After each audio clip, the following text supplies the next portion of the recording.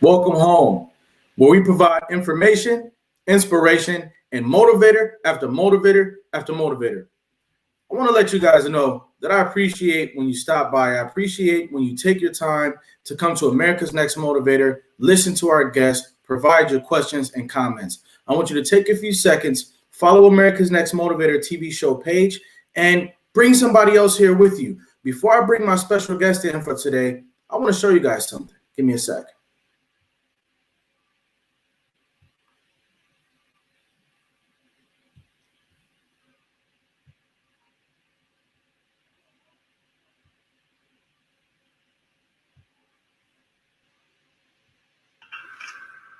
Hi, everybody. How are you? Welcome to your Success Minute with Dr. Cruz. I am the author of Maximize Your Superpowers and the creator of the Six-Figure Blueprint. Listen, I am here today to get your attention. Get your attention. Get your attention. Because I want to tell you something. I want to tell you something that you may or you may not know. You may have heard and didn't really catch it. Or maybe you've never heard this before. You have the power to deliberately create your future.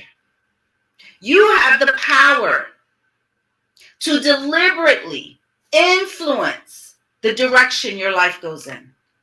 You have the power to deliberately create you a six-figure life.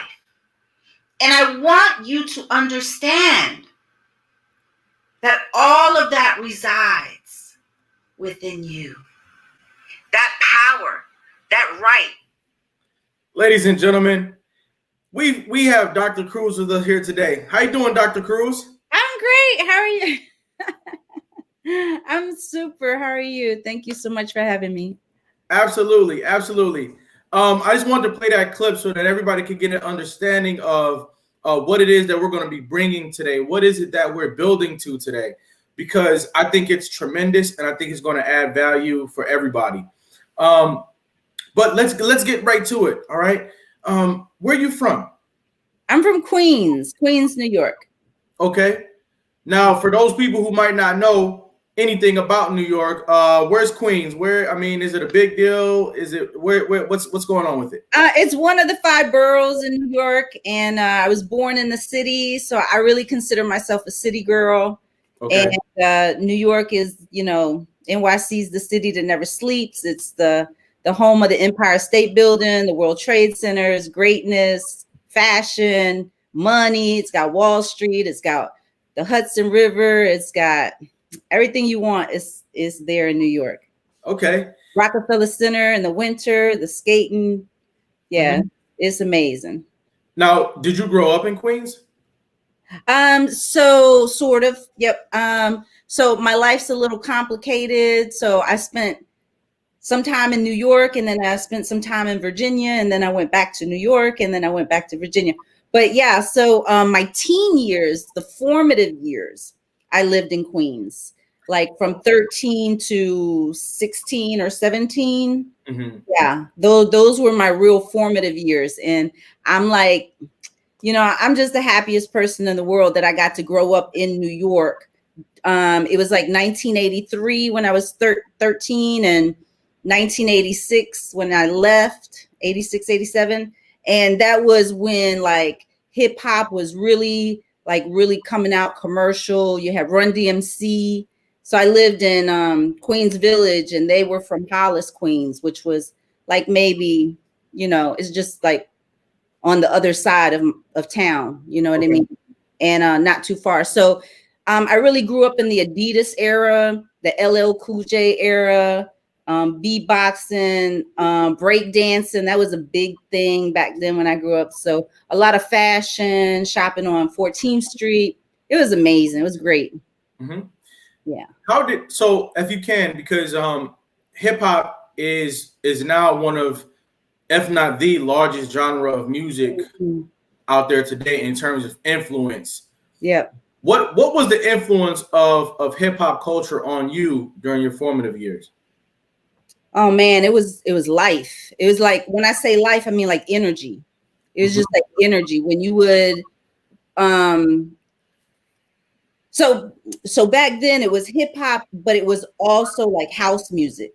Mm-hmm. So I'm Puerto Rican, so I really, the house music was really out for us, you know, and so there was like the Cover Girls and all these like musical groups and stuff like that. Salt and Pepper had come out, and so hip hop in general, along with like house music, was really it was just really like a booster, you know, like you see it in Fast and the Furious, that movie thing, the franchise where they have the cars and the cars are fast. So life was fast, but then you go into the club or you turn on, or you go to the, you know, in your hood, wherever you're from, like the park and back of the school, you know, the handball court or whatever. Right. They got the big beat boxes, the big radios, right. and it was just like that whatever that button they push in that car in the Fast and the Furious, and it goes, that's like you woke up and you were like, okay, I'm here now. I'm up. Right. I'm, you know, a different level of existence. It was just like real life. It was, yeah. Wow. And for those people who might not know much about house music, drop some names. Tell us who we should be looking for. I don't even remember anymore. So I do remember the Cover Girls. Shannon was my first album. Okay.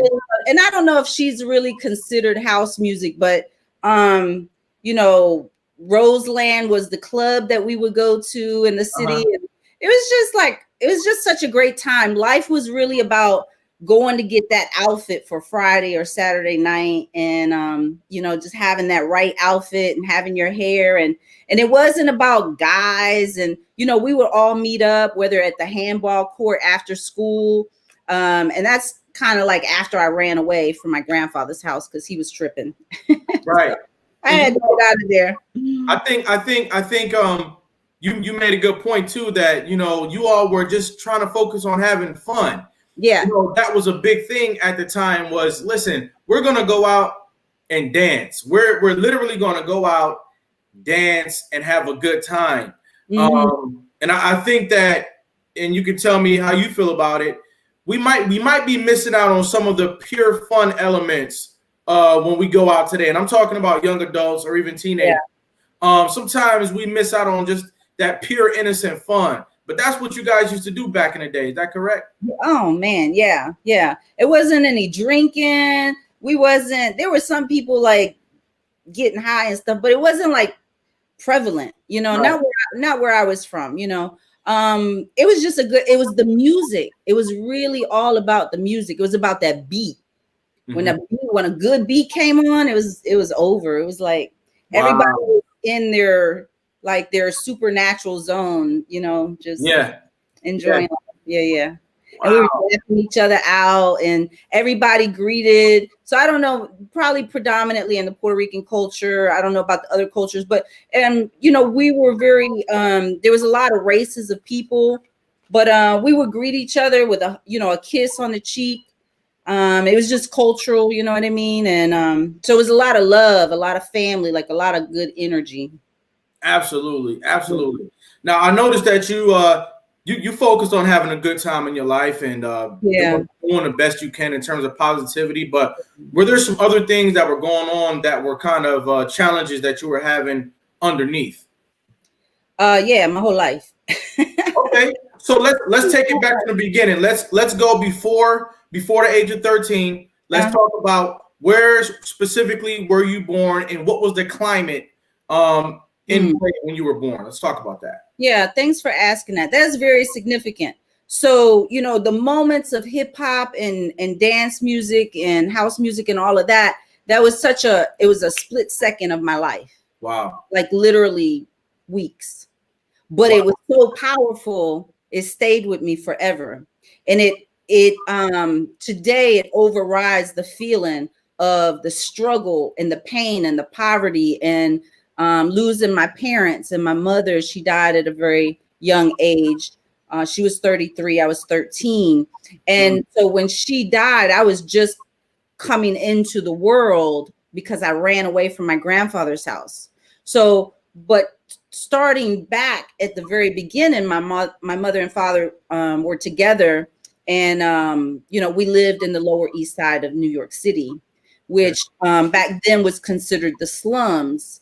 And today, they call them the projects and stuff like that. But, just graffiti all over the walls and just drugs and poverty and roaches. And, the apartment wasn't really an apartment. It was just like chaos. It was just like people everywhere. And I think like Kumo D might have a song about the people, like people running everywhere. Or yeah. One of those songs coming back to me right now. It was just like people everywhere. You know what I mean? And I don't remember like being in danger, but I was so young. I was with them until I was 7, and then my mother split from my father and took us down to Virginia. And it wasn't very long after that someone called CPS and took me from my mother. And that's when I entered foster care. How old were you when you went into foster care, and did you have siblings? I was 7 years old, and yes, I do have siblings. Okay. And the sad part is like my sister, the last time I saw her was when I was 16. And that's really one of the issues about, families getting broken up in foster care. And it really isn't the system's fault per se. I don't know. Everybody's got to take their fair share of the contribution of breaking up families. But, they removed us from my mother, and I don't really think they should have. I don't really remember, but I don't ever remember her beating us, or we were poor. You know what I mean? We were dead poor. Like it was poverty, but we were okay. You know what I mean? Like, how much of America is poor? There's a lot of poor people in this country, and they make it. You know what I mean? So to me, in my opinion, we should not have been removed from her care because she was so poor and she wasn't educated. I think she may have been a waitress for a little while in her life. But when she died, I didn't get any. If you're under 18, sometimes you get Social Security money to support you until you. So I wasn't eligible for any Social Security support from her death because she never paid taxes. There was no wages. She wasn't, so, being that they took us out of her care, she was so poor, she didn't have the resources, the money, the emotional support, the wisdom, the knowledge, any basis from which she could get us back. Wow. And it sounds like we're talking about an era where the next door neighbor can simply see something that they don't like, call CPS, and now your mother's children are being taken away. Right. And I don't think it's changed much. Wow. I don't think it's changed much because I know someone within the last few years that CPS was called on the family and a false allegation was made, and because there was a minor infraction, no abuse, nothing like that, they removed the children from the home, and that caused the parents tremendous problems, stress, financial issues, work issues. When you remove the children, it just breaks the family. If they're barely holding on and barely holding it together from the beginning, like you didn't help them by taking their kids away. So it's a very tricky thing, removing people's children. Yes, we want to keep the children's safety first, but is there another approach other than removing the children? If their lives aren't in danger, if they just need food, then help them get food. Don't take the kids from them. You know what I mean? If they need daycare, help them get daycare. Don't disrupt the family. Because going back to my sister, I haven't seen my sister since I was 16. And, it's a few decades ago. And it's unfortunate because my heart feels for her. But I'm at the point in my life where I'm scared to like look for her because I don't know who she is. I don't know, you know what I mean? I don't know what kind of person I don't know what I would be inviting into my life. And that's a terrible thought to have about your own family. You know what I mean? That so much time has passed. It's a complete stranger now. Wow. That's deep, the way that foster care changed the whole trajectory of your life, to the point where now you're even afraid to go and look for your sister. Yeah, for sure. That's deep. Yeah. How did your mother deal with you all being taken from her? So I was removed at 7, and then my father took me out of foster care and took me to New York at 13. So that was about 5 or 6 years, right? So I only remember seeing my mother maybe once during that time. And that's because I was in the hospital. I got bit by a dog and she came to visit. And I was 10 years old at that time. Mm-hmm. So I remember she was in the hospital and I was embarrassed. I think I was scared, I was angry, and I was embarrassed, all kind of wrapped up in a little 10-year-old girl. She was standing next to my bed with her boyfriend. And even at that age, I knew she looked poor. I was like, man, kids sometimes sense embarrassment over their parents. Like, don't associate yourself with me because you looking bad. You know what I mean? Wow. And my foster mom was there, and she was middle class. But she presented herself as a wealthy woman, right? Very classy, very not just wealthy with money, but just like, she was good. She looked good. And here comes my mom, the poorest person that I know, and she just looks raggedy, and her hair is a hot mess, and she just gained weight. She doesn't look good. They were beer drinkers, so she's got some weight on her, and she's, and at 10, I'm there with this lady who's taking care of me, and I've seen a little bit of the good life at 10 years old because she really made me feel loved and warm and cared for and safe and all this kind of thing. She was the only foster mother that really positively affected me. And then here comes my mom, and I'm like, I didn't even acknowledge her. I was just like, looking at the TV and stuff, and eventually she just walked out of the room. And I remember feeling heartbroken when she left. And I got out of my bed, I had an IV pole, and and I was like running toward the elevator. You gonna make me cry, huh? What you trying to do? Because what I'm hearing is that you really did want your mother. Yeah. And you just said it. You got out of that bed and you pulled the IV, and you was like, it's like, no, snap out of it. I want my mother. Yeah. But because you were as young as you were, and because of the society that we live in today, like you said, I think everybody takes a little contributive part into poverty shaming. Yeah. And so how do we address poverty shaming? Because number one, is it okay to take my children, my only possession, which came into this world at no cost, but is more valuable to me than any amount of money in the world? Mm-hmm. How do you take that much value from me because I don't have any money? Yeah. Is that okay? Do we need to raise awareness about poverty shaming? Do we, when we get put in foster care, because I don't know if you know about me, I also went into foster care as well. And, I can see where foster kids, just children, begin to take a part in the poverty shaming game. What do we do to change the tone in the room when it comes to poverty? We live in an era where, you don't body shame. You don't shame anyone's orientation. You don't shame anyone's disability. are we still shaming people's economic levels? Mm. Speak to that. Wow. That's a really, really groundbreaking question you're asking.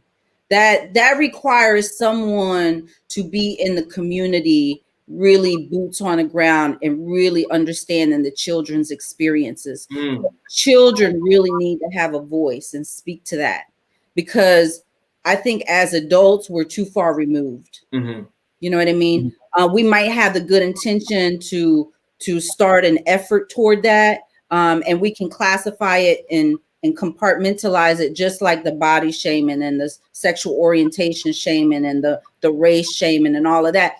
The reason that has been dissipating over the decades is because people have been speaking about it. Right. Awareness has been created. Like there are people, courageous people, who come to the forefront and say, you know, like, look at Lizzo, right? She's on stage, a brand new artist, and she's in a daggone lingerie thing. And I was like, dang, girl, okay. Like, I got to put on like some shorts and stuff when I go outside, because you know what I mean? Like, I'm aware of, and she was like, no, boom, here it is. Right. You know what I mean? So these courageous people come to the forefront. And it's just like, as they say, when you shine your light, you unconsciously allow everybody else to step up and shine their own light. So she gave a lot of power to people who didn't look like stick figures and stuff like that. And it's the same thing, like, maybe in this moment, you know, maybe this is the start of a conversation, you know, of poverty shaming. Like, this is not a topic I don't think that we hear very much about. In fact, I've never really had a discussion about poverty shaming. And this is where it starts. It starts with adults bringing up the topic, and then someone taking it another step further by talking to the kids and getting their voice, their experience, the real deal that's happening in their physiology and their mind, their consciousness, their understanding, and then us bringing a little wisdom to it and bringing it to the forefront into the media. Absolutely. Thank you for the inspiration that brought about that concept this early in the conversation. Ladies and gentlemen, we're talking to Dr. Capri Cruz. Her life in the beginning was tough. She went through some experiences that she's talked about so far, and it was not easy. But as you can see today, she became a doctor. In other words, we're going somewhere with this. Yeah. Now, Dr. Cruz, before we go to a break, I want you to talk about the variety of experiences that you had in foster care. Did you only have one parent, or did you move from one place to another? I moved one place to another. I moved about once a year, and for about a total of 9 years. Okay. And most of them were either abusive or just a blur. You know, it was like abusive in different ways, emotionally abusive. They all kind of helped to steal my power rather than to empower me, except for my foster mother at 10 years old, who I still have a relationship with. She was the only one that helped to empower me, but even still, it wasn't enough, because I only lived with her for 2 years, but I got a little bit from her. And that little bit helped to enlighten me later in life. I didn't really get it when I was younger, in my 20s, but when I, you know, started awakening, I was like, oh, okay, I remember what she taught me. Yeah. You know, I can't guarantee that foster care is ever going to end, but what I would like to see at some point is it not be synonymous with continued abuse and continued neglect and continued mistreatment of young people. I think that there needs to be a spiritual overhaul in the foster care system. You know, absolutely. Yeah, far too many times when I'm talking to somebody who's in foster care, it's that they were mistreated along the way. I think that I just really want there to be a spiritual overhaul. But we have Kelvin Johnson in the building. We also have Yolanda Riley in the building. And Kelvin says poverty shaming. As a young person, it was so common that we built a game around it called the dozens. And you know what? Kelvin is absolutely correct about that. Whether you call it roasting one another or ranking on one another or cracking jokes, it's about, you know, somebody's shoes being messed up, and you all you hear throughout the whole day is, hey, your shoes is messed up. Right. You know, and so I think that we're actually on to something that we put a name on that we need to expound on. Mm-hmm. Ladies and gentlemen, my uncle just came into the building. If we can all tell him happy birthday, Uncle Tremaine. Happy birthday.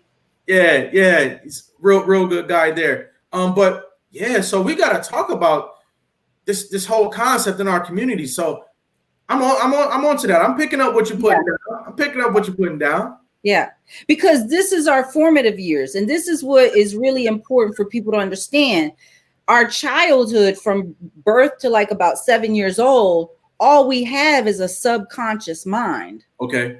And the subconscious mind receives all the information from our 5 senses. Okay. We don't have a conscious mind yet that filters out comments or filters out feelings or rationalizes or qualifies anything based on criteria. It just all gets received. Wow. So even past 7 years old, as the conscious mind is developing, it's not fully developed until we're in our 20s. Wow. So we don't have a fully conscious mind until we're in our 20s, our mid 20s. And then we have to get taught how to use our conscious mind, because just because you have a conscious mind, that doesn't mean you know how to think. And so our conscious mind is where our rationalization and our decision making and all of that comes from. So up until 25 years old, give or take around there, we're predominantly programmed through our subconscious mind, which means everything is internalized. So when people are being poverty shamed, when people are being bullied, when people are being abused verbally, physically, sexually, emotionally, all of this kind of thing, all of that becomes their identity. Right. I made a video last night talking about the layers. I was talking about taking off the masks, because I always talk about how we have layers upon layers upon layers on top of our authentic identity, that, you know, we're the closest thing to the spirit of God when we're a child, because all we are is love. And then all of a sudden life comes in and starts putting layers on top of your identity, fear, shame, you know, self-doubt, guilt, all this stuff.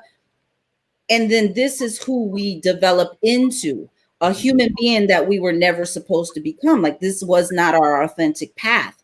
And so we have to be careful what we expose our children to. If it's not love and encouragement, then it's negatively affecting their identity. And that's why you see people grown up now, teenagers, 20s, 30s, they have addiction problems. They're drinking, they're smoking, they're gambling, they're having porno addictions and sex addictions and self-mutilating and all this stuff, because their life has exposed them to things that they never had a conscious mind to process. And then once they got the conscious mind, no one really teaches them how to process their life with their conscious mind and not their subconscious mind, which is all emotional based. So that's why we have that escalation of problems with people. What you're saying is absolutely huge. This show right here is going to have a lot of replay value because, and we're going to talk about this after the break. You're talking about the fact that people from 0 up into their 20s have no choice in the matter of the deposits that are made into their spiritual bank account. They can't stop who comes by and makes a deposit. And so all of these negative deposits, good and negative, but it's those negatives that really taint your actual identity. We can't help but to digest it. It all goes into our digestion system. I think that that's huge, because then we have to look at safety at a whole nother level. You know, how do we achieve safety in our families and in our communities if a growing person absolutely cannot be in a toxic environment? They absolutely cannot be receiving toxic deposits.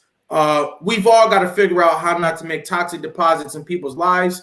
Ladies and gentlemen, we're talking to Dr. Capri Cruz. She's really onto something here. I want you to stick around till after the break.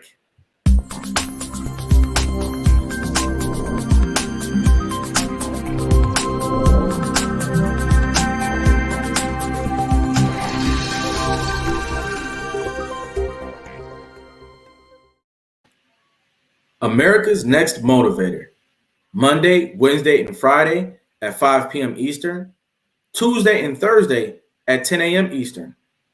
America's Next Motivator, hosted by me, Cedric Riley, and sponsored by the Pride Empowerment Network.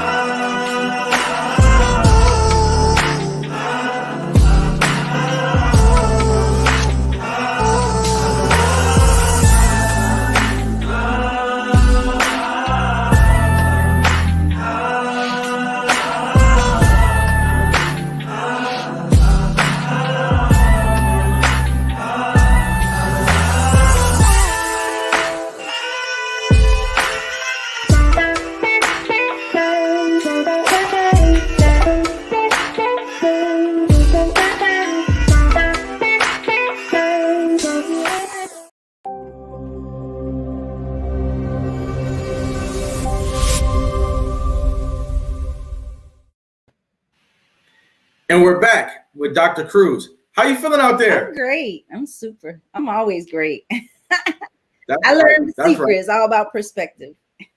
Sure. Hey, so we were talking about these deposits before we went to break, and I want you to possibly educate us on how can we refund some of those deposits that have been made into us that aren't helping anything. Okay, so first let me add something you mentioned a little while ago about we don't have any choice of the deposits that are made in our life. And that's a true statement to a great degree. But I don't want young people to feel powerless. Mm-hmm. So it's not that we don't have any control whatsoever. The control comes in higher consciousness. And so because we have a developing consciousness and our environment, this is the big thing. Our environment is our primary influencer of the level of consciousness that we're going to develop. So if we're around uneducated poverty environments, then that's our level of consciousness typically. But we can see people like Nas and Jay-Z and people that come, Common, people that come from this kind of environment, but they are higher consciousness people. So it really depends on the level of consciousness an individual develops. Okay. And I just happen to have been one of those people that did not develop a higher consciousness. It took me a long time. My consciousness really didn't awaken until I was 37 years old. And it took a situation to kind of like snap me out of that, right? It woke me up. But so hopefully, other people can increase their consciousness based on their own efforts. They can do that. Young people, teenagers, young adults, they can seek out, especially in today's day and age, because we got internet, we got social media, we have books, we have free ebooks online. Like there's so much information. There is not a lack of information. Mm-hmm. So people can, have personal power over their level of consciousness at this point in time. Back then, not so much. So please tell me again, what was your question? I just wanted to add that before I Well, I mean, you're kind of already segueing into it. So I want to know when you have these influence on your actual personality that really don't belong there. Yeah. How do you remove them? Okay, you have to constantly putting new information into your brain. Okay. You have to learn. You have to do the personal growth and personal improvement, self-improvement. Get around better quality people, higher educated people, people who are elevated in their spirituality, people who are higher consciousness people. Even if you just find one person, Just get exposed. Like for me, it was my foster mother, right? She elevated my consciousness at 10 years old. And had I been able to stay with her, I probably would have, I absolutely would have developed into a different kind of person. But because I was pulled out of her care and put into 4 or 5 other foster homes before getting sexually abused and becoming homeless and all of this kind of thing, my level of consciousness stayed in fear, right? So it was because predominantly my environment. And so we really need to get around people who can show us what love is. Right. So that we're not controlled and consumed by fear, but love gives us a sense of safety. And when we feel safe, we can feel more freer to be who we authentically are.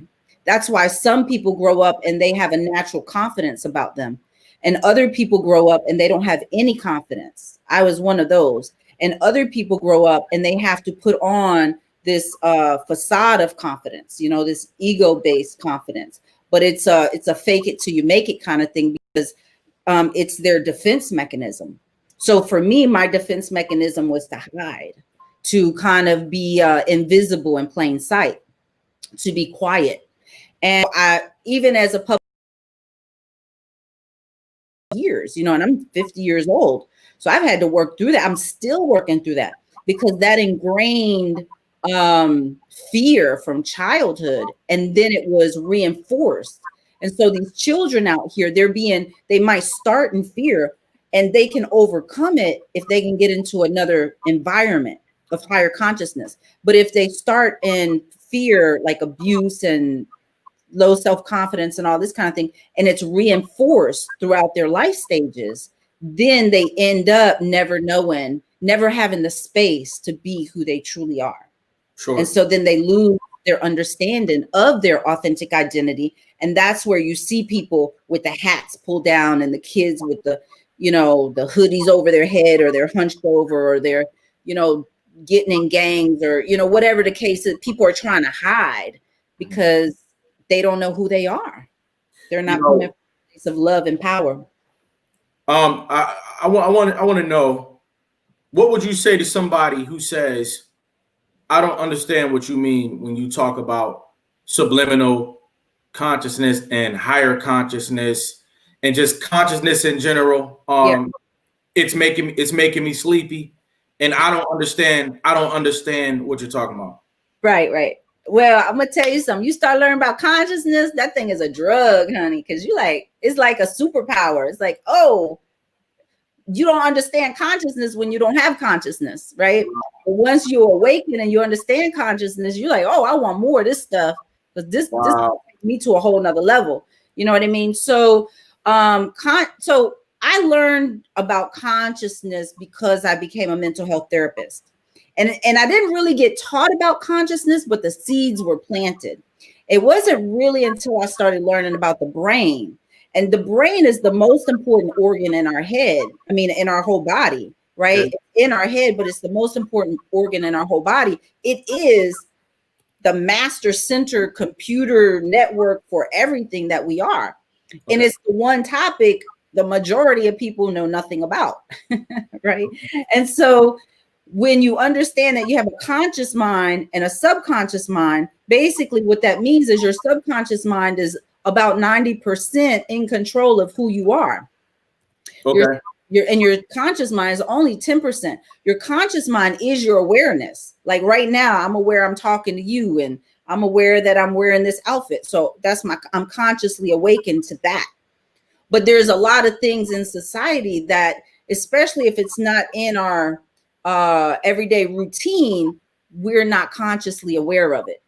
And this is why a lot of racism stuff happens. Like if it doesn't particularly affect me, I'm not consciously picking it up. Mm-hmm. Right. So a lot of racism is at the mercy of that. So consciousness is just really being awakened to things. And when you start becoming awakened to things, you become awakened to yourself. And when you become awakened to yourself and you start understanding what's possible for you. And for me, that came through the word of God, because I didn't have parents or family or foster parents or anybody really telling me the possibilities that were available to me. I didn't even know what college was. When I graduated high school, I was like, what is this thing college people are going to? Wow. It wasn't in my consciousness. And Wow. so neither was, loser guys. So guess who I dated? Loser guys, because I didn't have, that's the lowest hanging fruit. And Right. I didn't have consciousness of the fact that I should have standards for the people I dated. Right. And it's the same thing with finances. If you don't have conscious awareness that you need to handle your finances a certain way, you're going to stay in poverty. So consciousness is everything. Is yeah. Yeah, so what I'm hearing from you is that if you go into foster care, there's a big chance that you're going to need help raising your level of consciousness. Oh, yes. Yes. Can I say something very quick? Consciousness, your level of consciousness comes from your environment. Mm-hmm. Part of it's genetic, but a very, very small part. I don't know how much, but a very small part. The majority, 99.9999, is your environment. If you're around poverty environment, you have a poverty consciousness. But like I said, there's always the outliers, Nas, Jay-Z, people like that. But I know, like Nas's parents, like his father was like a jazz musician. Yes. So even though he lived in a community of poverty, his home environment was very rich in education. So he had a higher consciousness. So it is all about environment. Absolutely. Would you be somebody that could go into an agency and help young people to raise their level of consciousness? Oh. Okay. Yes. Okay. So, ladies and gentlemen, if you're connected to the child welfare space, or even if you're raising a young person and you can tell that they have needs when it comes to their mental and spiritual esteem, Dr. Capri Cruz is somebody that is essential to helping them to raise their level of consciousness so that they can really be the best that they can be. Yeah. How can people contact you if they'd like to enlist your services? I'm Dr. Capri Cruz pretty much everywhere. Okay. Yeah. Facebook, Instagram, email, drcapricruz@gmail. Okay. Yeah. Yeah, because that's huge. We're making the connection that youth and care and youth in general, mm-hmm. they need work on their consciousness. And I don't know that that's a budget item for agencies who are taking young people away from their families. Now, on to the next thing. Yeah. As you got older and you graduated from high school, you eventually went to college. Is that correct? I joined the Navy first. Okay. Because I was living in a racist community, and it wasn't a black or white thing. It was a north-south thing. Okay. So me being a northerner, I was in the South graduating high school, and I had 2 years of that type of racism, go back to where you come from. And I wasn't even dating interracially yet. And I was being called a mud N and a mud B, just, all that kind of thing. And I didn't really understand that because in New York, I hadn't experienced racism. Mm-hmm. And so that was all new to me. So I was like, I got to get out of here. And but I didn't have family. I didn't have support. So when I say I didn't have family, my father was alive. I had cousins that were alive, but I didn't have relationships with them. Okay. So we don't have relationships with people. They don't exist, basically. Mm-hmm. So I joined the Navy. Yeah, I joined the Navy. And then I was introduced to the black-white racism that showed up there.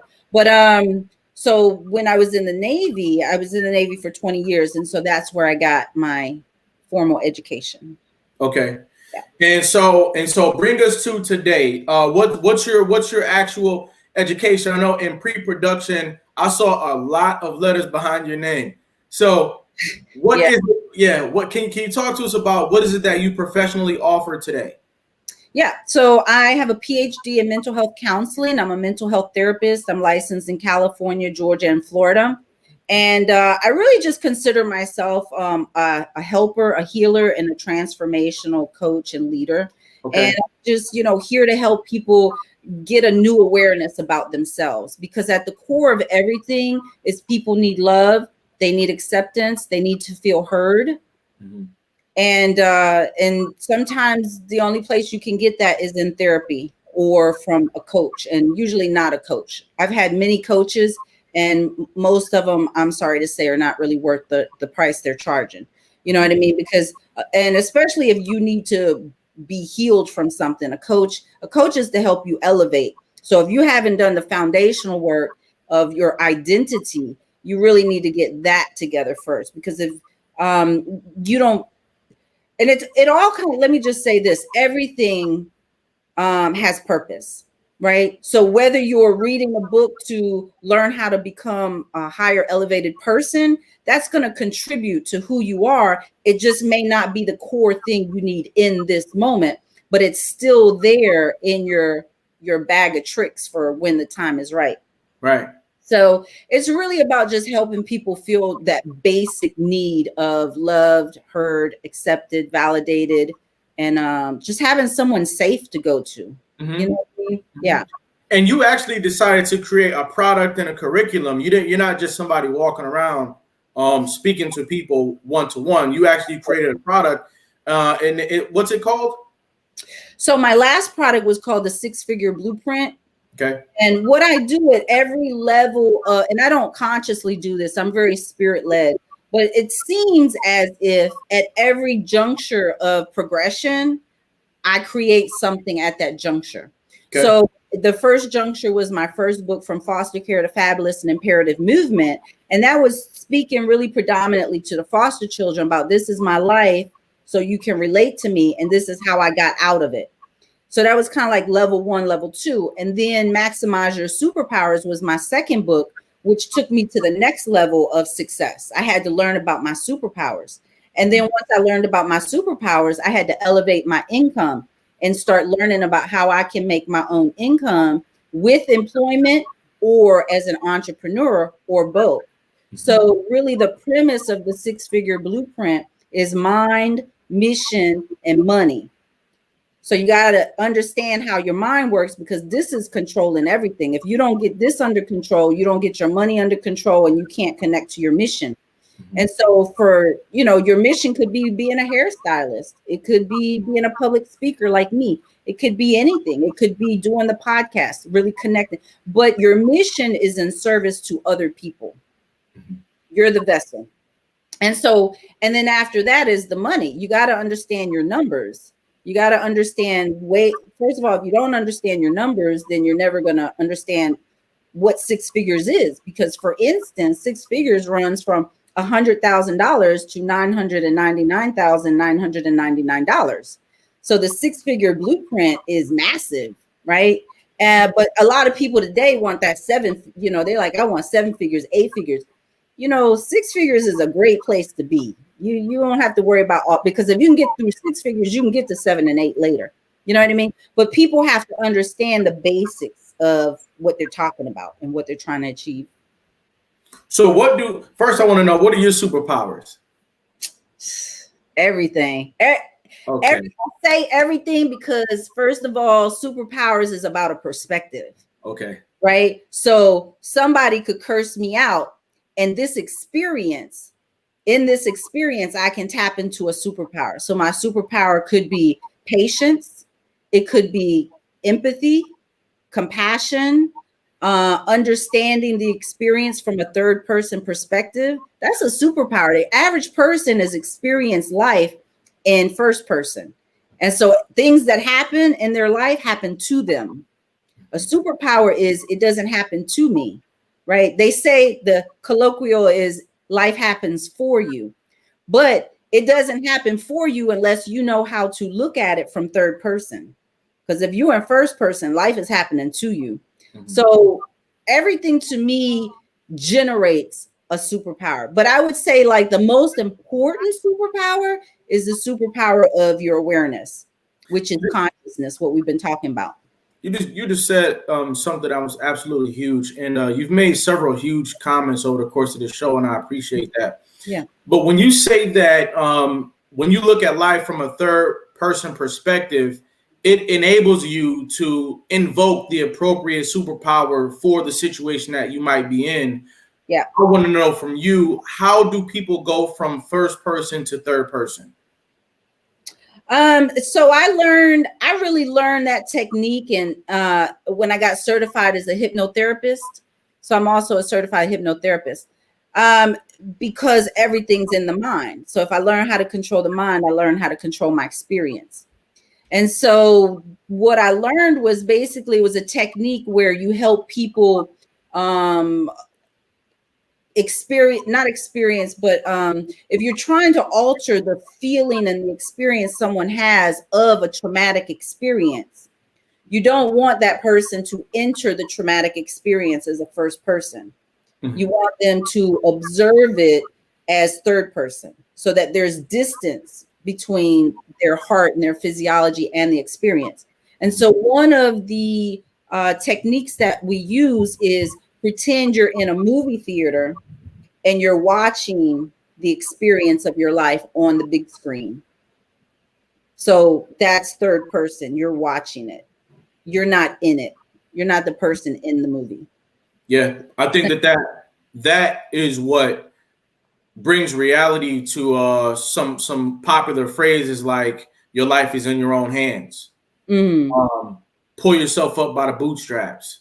Yeah. Take life by the horns. All of those comments are empty until you understand what Dr. Cruz is saying, which is you need to go from having a first person experience to being able to have an objective third party experience where you're creating your own pathway. Right. And you just said something very powerful. It was kind of inferred. When people say pull yourself up by your bootstraps, well, if I'm broken, if I'm poor in consciousness, if I don't know my identity, if I feel powerless, if I've been beaten down in life, how the heck am I supposed to pull myself up by my bootstraps? Mm-hmm. You know, if I could do that, I would have did that, you know. So, Yeah. so we talk at people without realizing we need to be in their shoes for a minute so we can understand their experience. Because if they don't have the identity and the physiology to pull themselves up by their bootstrap, it's not going to happen. You just really pushing them further down because they already feel beaten down by life. Now you telling them, oh, you have the responsibility for your own life. Pull yourself up. You're like, man, I'm finna go get high. I don't even know what you're talking about because you stressing me out. So we can't talk at them like that. We have to help them understand how to become an alter ego, how to become the more empowered version of yourself. Absolutely. They need to have a vision. The Bible says people without vision perish. You got to have a vision of yourself as a more empowered person. Now that empowered person, that third person, or that third, party person, that person, you can invoke that energy of that person if you're taught, and now you can pull yourself up by your bootstraps. But that other person, that broke person, the broke down, emotionally hurt, all that, they're just trying to survive. They're spending their last bit of energy on just not, working out. Yeah. I see you as a missing link in the education of young people and adults clear across the country and clear across the world. And I want to ask you just a few more questions before we get out of here. The first question is, well, actually, I'd like for you to take about 30 seconds and talk to young people who might be struggling. They're in their 20s. They're 25 years old right now. They're young men, they're young women, and they're struggling. Can you take a few seconds and provide some encouragement? Yeah. So first of all, most people are struggling. Most people, regardless of their age, they're in some form of struggle, because the only way to not be in struggle is to be in spirit, to be connected to your spirit, to be inspired by something beyond your current consciousness of what you're experiencing. And most people don't have that level of consciousness. So most people are driven, and they experience life from their feelings. And then their feelings cultivate these thought processes. And so if you find yourself that you're in struggle, just understand that's just one version of who you are. Mm-hmm. That there are multitudes of versions of who you can become. And so you have to somehow get outside of just the struggle, because the struggle is like a bubble, and it suffocates us and it strangles us and it's trying to kind of take us out. And so the way you get out of struggle is you have to get in spirit. And so whether that means you get in the spirit or the environment of the energy, spirit being energy of higher consciousness people, whether through YouTube's, books online, books in the bookstore, or the Word of God, which is the ultimate inspiration and spirit, you have to get into a different energy. And so just bringing consciousness into what am I feeling? I'm feeling pain. I'm feeling struggle. I'm feeling, just constricted. But if they hear it like right now, they can awaken. And sometimes, awakening happens in degrees. It's not like sleep woke, Right. Right. Yeah. But for me, it took me like 37 years. I was like, it took me a minute. Hey, I am so glad that you woke up to become Dr. Cruz. I want to let you know that I respect your life journey. I respect the work that you put in to become the person that you are today, the doctor that you are today. I acknowledged how important your work is, and I hope to see you somewhere on big stages and in homes clear across America, making a difference. I want to let the world know, and I want to let both of our publics know that Dr. Capri Cruz, you are America's next motivator. All right. I receive it. I receive it all. I receive it. Thank you. Please do. Thanks for stopping by today, okay? Thank you very much. You're welcome. Ladies and gentlemen, each and every episode of America's Next Motivator is going to have something here for you. All you need to do is stop by and pick it up.